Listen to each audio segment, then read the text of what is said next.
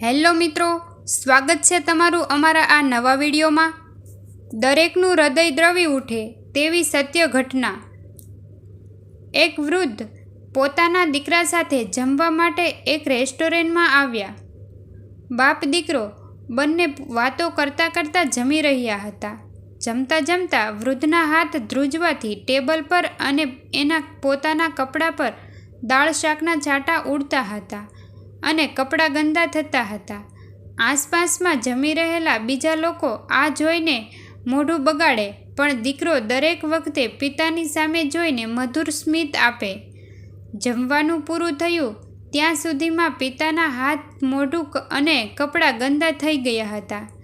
દીકરો પોતાના પિતાને વોશરૂમમાં લઈ ગયો, ખૂબ પ્રેમથી પિતાના કપડાં પરના ડાઘા સાફ કર્યા, પછી હાથ અને મોઢું બરાબર સાફ કરી આપ્યું। દીકરા સાથે પિતા વોશરૂમની બહાર આવ્યા ત્યારે પિતાનું પેટ તો ભોજનથી ભરાઈ ગયું હતું, પણ હૃદય અને દીકરાના પ્રેમથી તૃપ્ત થયું હતું।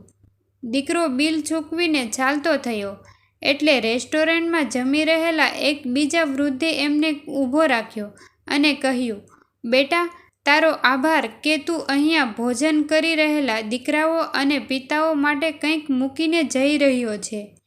યુવાને કહ્યું, હું મારી સાથે જે લાવ્યો હતો એ બધું જ લઈને જઈ રહ્યો છું। આપને કંઈક ભૂલ થતી લાગે છે, હું કંઈ મૂકીને નથી જતો।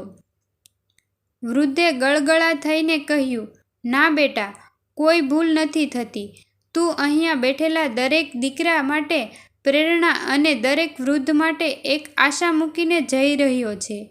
મિત્રો, માતા પિતા કે દાદા દાદીને એનું પોતાનું શરીર કામ કરવામાં સાથ ન આપે ત્યારે એને આપણા સાથની ખૂબ જરૂર હોય છે।